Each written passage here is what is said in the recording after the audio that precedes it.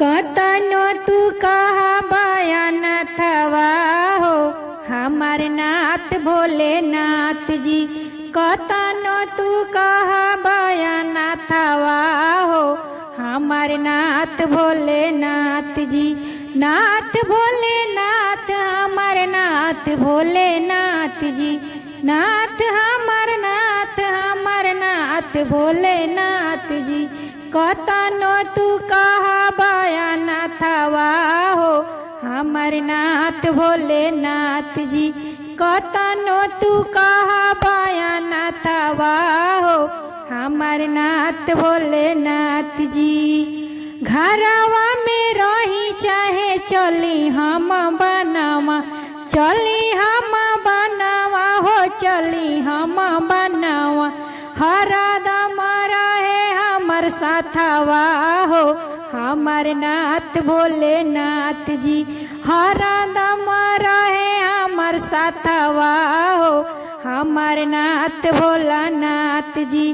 कतनो तू कहा बयान थवा हो हमार नाथ भोलेनाथ जी।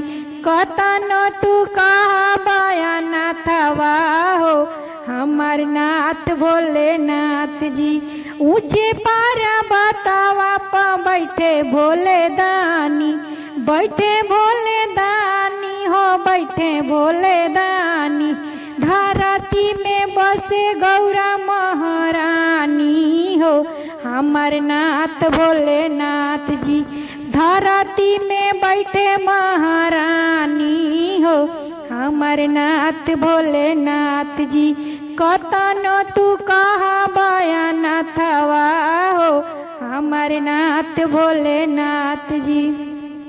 उनके से दिन होला उनके से रतिया, उनके से रतिया हो उनके से रतिया। उनके से होला भोर हरिया हो हमार नाथ भोलेनाथ जी। उनके से होला भोर हरिया हो हमार नाथ भोलेनाथ जी। केतनो तू कहा बयान थवा हो हमार नाथ भोलेनाथ जी। केतनो तू कहा बयान थवा हो हमार नाथ भोलेनाथ जी। नाथ भोलेनाथ हमार नाथ भोलेनाथ जी।